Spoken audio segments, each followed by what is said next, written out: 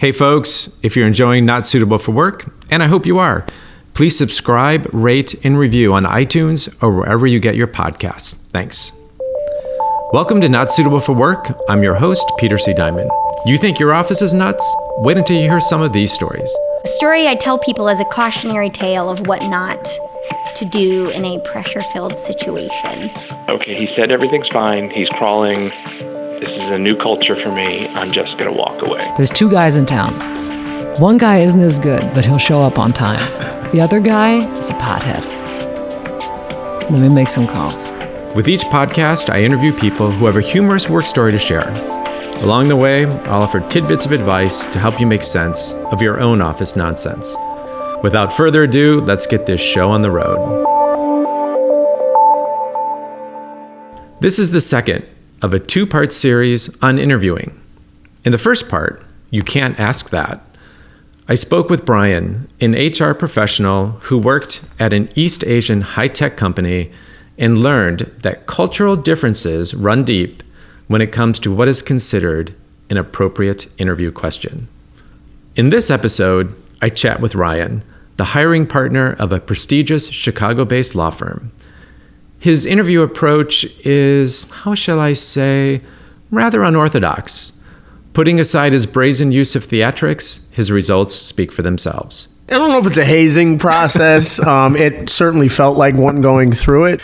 But I think the idea is to bring somebody in that has a bit of personality that will be able to evoke personality and figure out, the deep, dark secrets of these potential candidates who are all dressed in blue suits and red ties or pencil skirts and blouses, and they sort of look the part because they've seen LA Law or Boston Legal or whatever it is on TV. I mean, that's how you got into. Oh yeah, I mean, I am the epitome of what a perfect lawyer should look like and sound like. But no, I mean, it's all window dressing, and that's the problem. They need somebody with personality to sort of shake them down and get out the real person, so that we're not fooled. Are we going to be talking about the deep and dark secrets today? Is that? I'm curious. Not since you said it, what does a hiring partner in a law firm, like? How do they bring that? How do they bring that out in somebody? Sure. Or I guess, and how dark are we? How dark are we going? Well, I don't know if dark is maybe the right way to describe it. I mean, let's just say this. The class of young, soon-to-be lawyers out there are not as buttoned up and polished as they may look. And so what I would do was I would be their friend, maybe put my feet up on the desk, take off my tie, whip it across the room and say, all right, let's get down to brass tacks. Your resume looks great, but let's find out what you're all about. And that lulls them into a comfort zone where they maybe disclose or emote things that will help me judge whether they'd make for a better lawyer, and will save them money on the therapy that they're probably going to spend for the rest of their lives. I'm being a lawyer, or haven't gone through that process with you. Like what? I think that's the thing. I think some of these folks are so wound tight and they work so hard in law school that they internalize their real issues. And then when somebody actually takes the time to ask how they're doing or what's going on, they feel the need to tell you their life story. Now, do I want to hire a basket case for our 200-plus law firm on Michigan Avenue? No, I don't. But better know what kind of goofballs we're dealing with at the onset before we start writing checks and clearing out office space. I was interviewed in about 1999, and I was there with the managing partner, the hiring partner at the time. And I was in the office, and I was an arrogant little shit back then. A lot has changed. And I just went in there expecting that I was going to get the job no matter what. And I walked in, and they sort of looked down their nose at me and put their glasses, down and asked me some questions. And it was a very formal interview. And then I remember Larry and Lou were their names. I still work with them. Okay. 2 L's. They sounds like a comedy show or a burlesque show, but Larry. Here we are with Larry and Larry. Here we go. It was a little more formal than that, sadly, until they asked me the question, give us an example, Ryan, where you took a challenge, thought outside the box, and got the mission accomplished without taking the direct and narrow path. And of course, the responses they want are some moot court problem or issue that you had at some, during some college, I don't know, charity event or something like that. And all I could think of, for whatever reason, probably because I had done a bit of drinking the night before and I had spent an hour or so talking to my mom about the job search and why I hadn't had a job yet, I responded by saying, well, Larry and Lou, what I remember is when my mom potty trained me. And they looked at me cross-eyed, and I said, well, yeah. So when my mom potty trained me, she took my favorite monkey, she put it on the toilet, and when I wasn't looking, or so she thought, she dumped a box of raisins in the toilet and eventually said, do what the monkey did. And it wasn't 6 hours later that I pulled my mom and my dad into the bathroom to show that I had dumped the entire box of raisins into the toilet, clogged the toilet, and caused a flood. But the solution was I did what I was taught. They were laughing just like you are, and I got the job from then on. And so I decided when I became the hiring partner to take it to the next level and ask those open-ended questions to try to figure out, if not trick, the candidates into, telling me something that gave me more depth into their soul rather than the nonsense that you see in everybody's resume.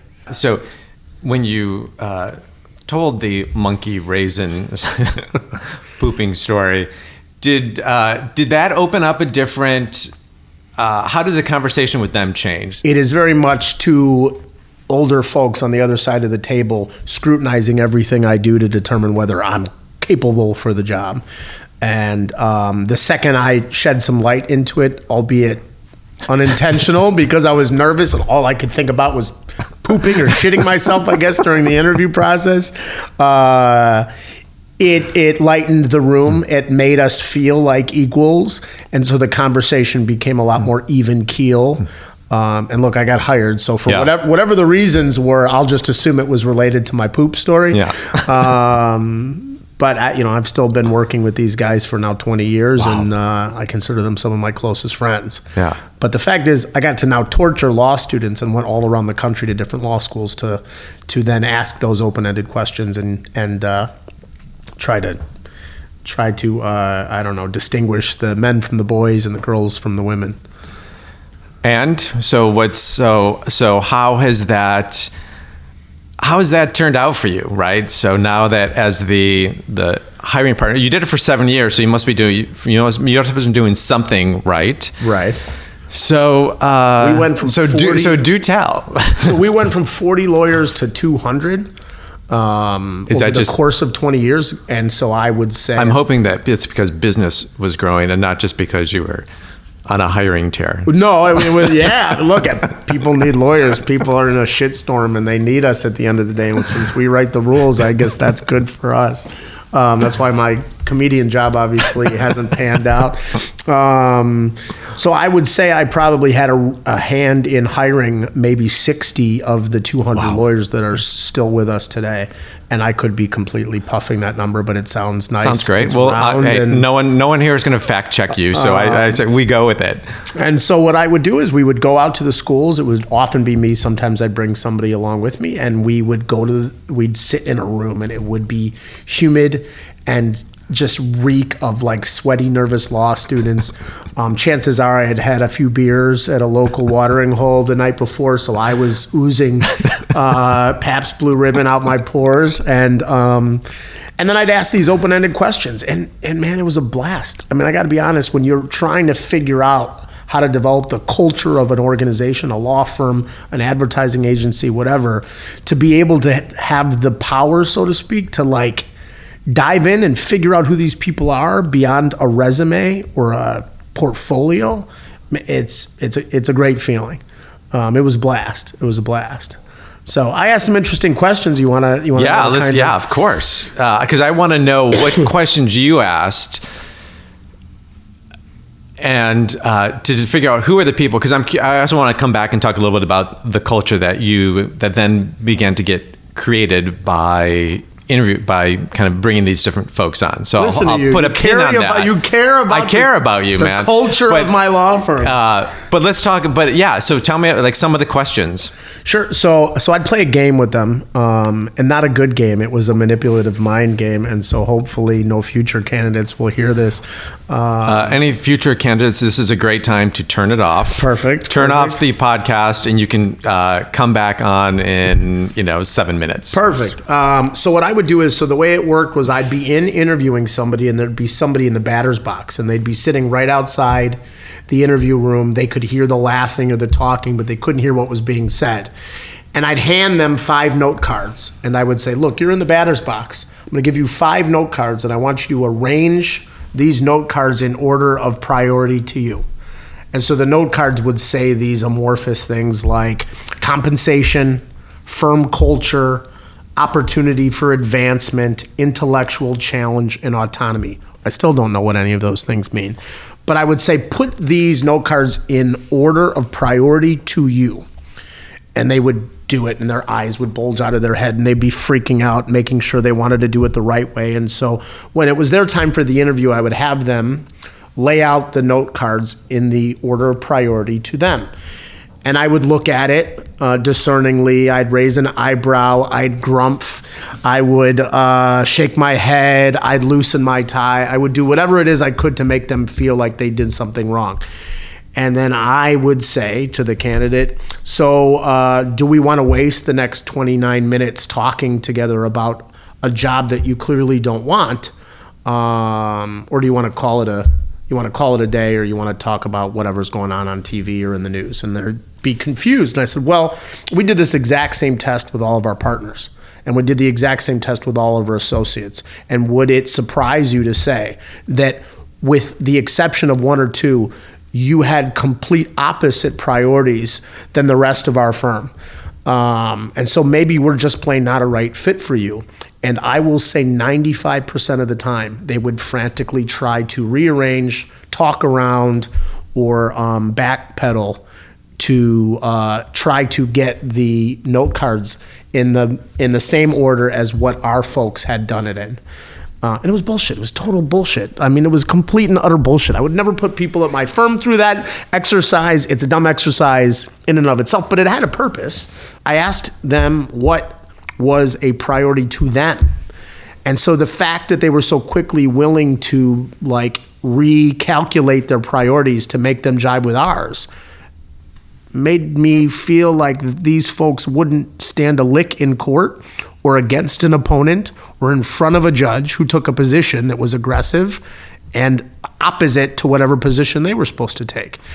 So it sounds like 90% of them got the heave-ho. Is that? It was a complete mind fuck. Look, I mean, at the end of the day, I wanted them to walk out of there learning a lesson, and I think they did, as they cursed the ground I walked on and prayed somebody gave them a job at the local Starbucks.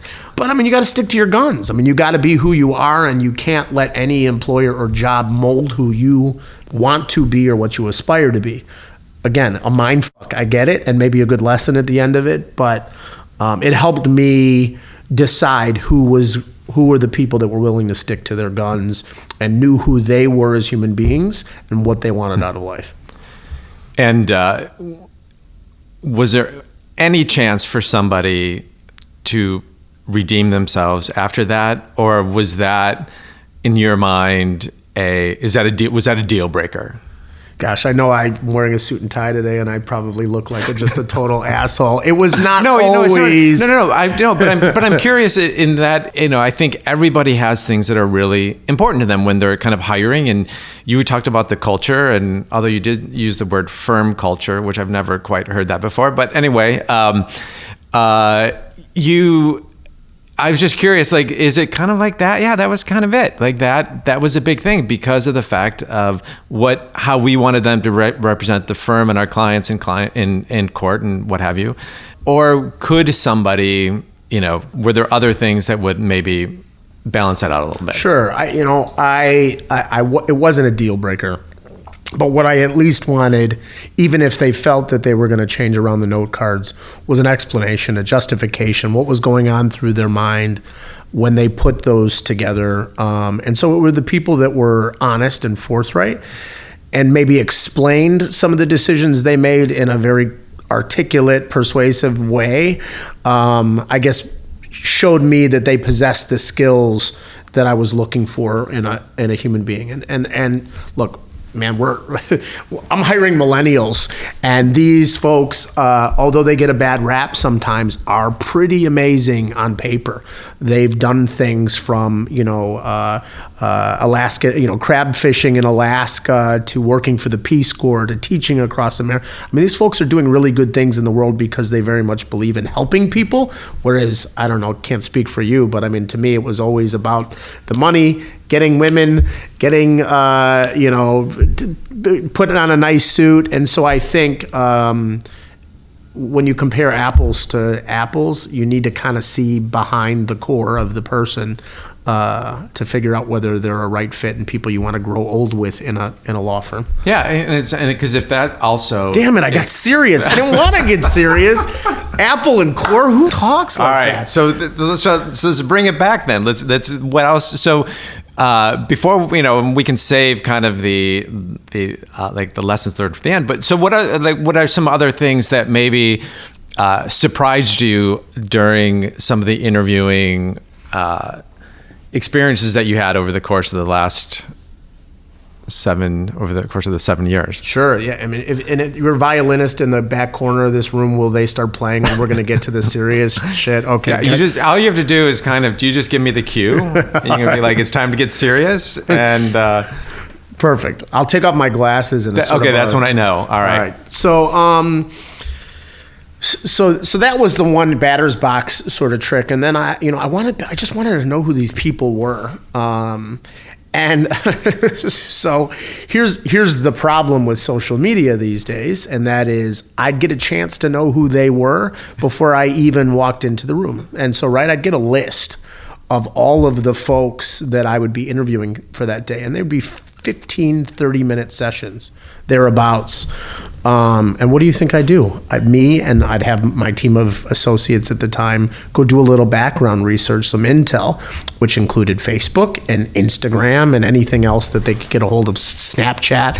And so I would have them print out, in color nonetheless, the background of photos that these folks made public. And I'm telling you, the most clean-cut, buttoned-up folks in the interview process were the same folks that had side boob exposed at Lollapalooza and, had pictures from college fraternity life when they were blacked out drunk and had their eyebrows shaved and somebody took an indelible marker and drew a phallus between their eyebrows. I mean, this kind of shit, I'm not making it up for hyperbole. This is the kind of stuff people put on their social media. So if I'm getting this right, you guys created these little mini vision boards for each person which we didn't show them. Oh, you didn't? Okay. But I will say there are a few folks that I might have shown them to as a guidance of, hey, look what I can see about you before you even walk in. So maybe you had them, isn't this a lawyer trick to have the folder or kind of some of the evidence on the table, somewhat visible, but not all the way visible? Who told you? Who's I watch TV with you? I watch TV, man. Damn it. I watch TV. Yeah, it was more about trying to figure out who the people were, and so you can learn a lot from people on social media. So the lesson to all of the folks within my firm is whatever your persona is to the world is the persona people know of you. And look, I have to subscribe to it too. I can dance on tables with the lampshade on my head on any given Saturday night, but if somebody snaps a picture of it, I don't need my Fortune 500 general counsel to see me acting that way, because they're not going to trust their business with me. And so to go back to the kinds of things that I would do to try to drive out who they are, I'd ask questions, and this was one of my favorites. I'd ask who would play you in the movie remake of your life, and what would be the lead song on your soundtrack. I loved that question. That was a great one. Do you know who you would have play you? That's a good question. You're fired. Forget it. I know. I don't, but I will. Enough Red Bull and Adderall, and you would be answering this just like that, man.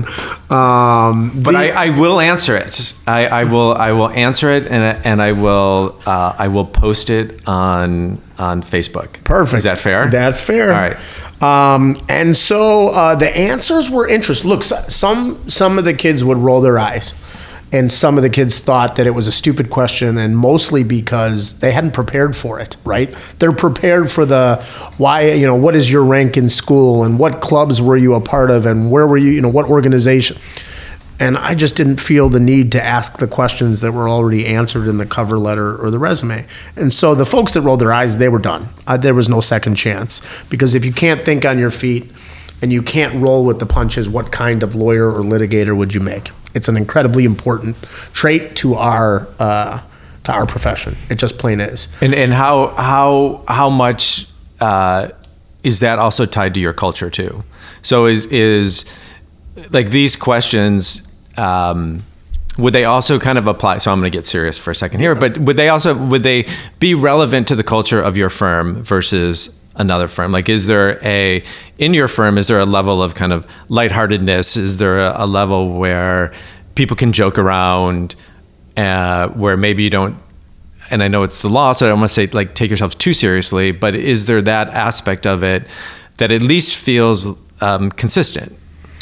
And I mean, yes, we try not to take ourselves too seriously. We recognize we have a serious job to do, and our clients have real issues that they're paying real money to have real solutions to.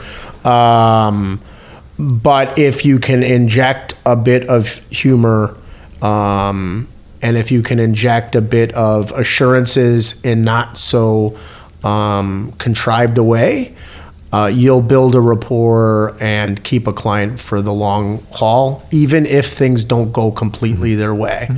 So it's a great question, and it made me think on a Friday when it's happy hour and martini time, right? But it was also the idea of thinking on your feet, and just things aren't as black and white as they seem, and in the law there's always gray. And you can always argue one case against the other. And you can always have a different persuasive way of arguing something that the other side argues equally persuasively from a completely polar opposite standpoint. And so, thinking on your feet is important. And that's why I wanted them to, who would play? And I want to know why, right? You want to know why. You can't pick Joe Pesci because you aspire to be the... you aspire to be the My Cousin Vinny type in the courtroom. Two Utes, right? I don't want that guy in my firm. But if you're Joe Pesci for some other reason, because in Goodfellas you don't appreciate being called a clown, you want to beat the shit out of everybody, that's an entirely different inspiration for why you pick that character. Or you're a tiny, stocky Italian guy and you just feel like you look like him. But the kinds of responses that I got from people were pretty... earth-shattering. Some were funny, but some of them were like earth-shattering.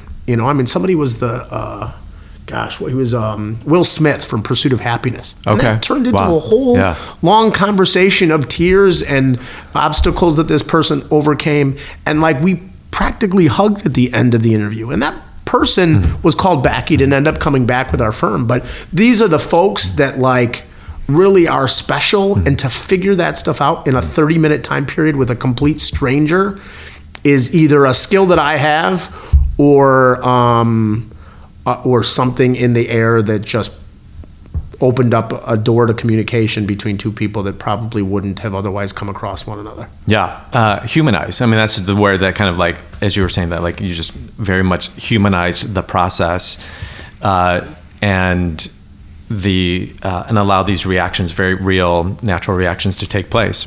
Yeah, I mean, if there's anything I love, it's getting to know people. And so what we, and I know a lot of firms are like this, but if all I do is hire a bunch of folks that look and act like me and talk like me and dress like me. I've got a firm full of me's, and then I won't stand out. Now, a firm full of me's sounds fucking miserable. I love myself, but it sounds fucking miserable.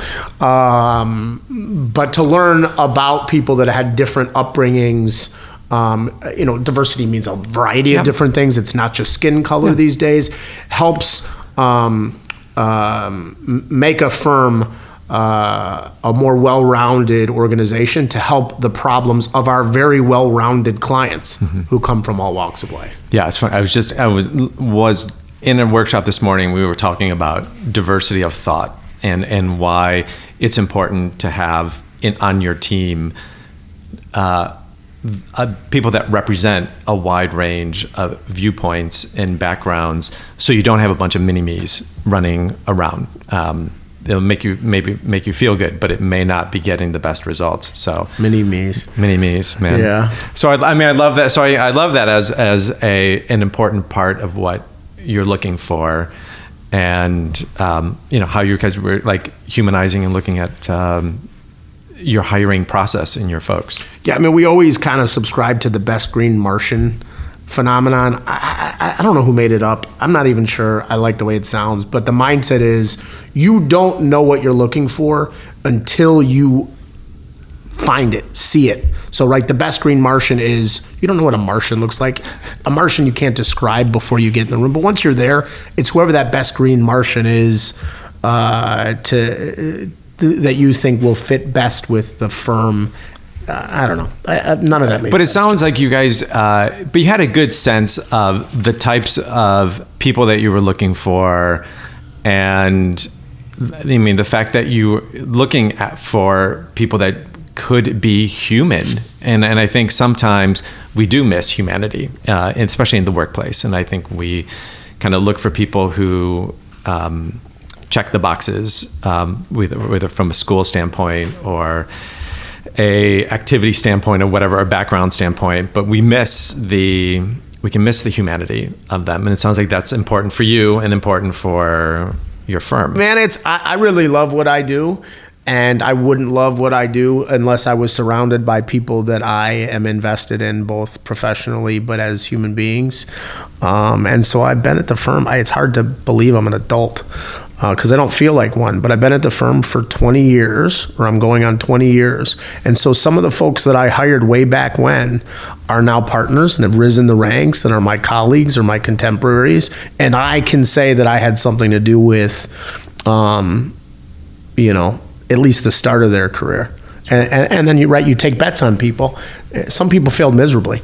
Not everybody I hired is still with the firm, and for legal reasons, I won't share all those stories with you.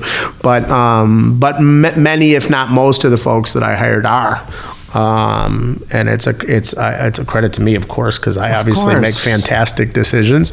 And you're here, so you can take the credit, man. Yeah. The one mistake I think I made a mistake. There's no question, because I was in pursuit for such talent. These little bastards grew up to be better than me. And that's the bigger problem, because now they're going to end up being my bosses someday, and if they're not already. And then what good has that done? All right. So how about one final lesson learned for... I hear the violin playing. I know, the violins have come up. So what would be like a lesson learned for either, as a kind of a hiring manager or as a candidate, like from your experience, what parting words of wisdom can Ryan impart to the listeners of this podcast? Well, first, look, when in doubt, tell a poop story, because clearly poop will get you the job.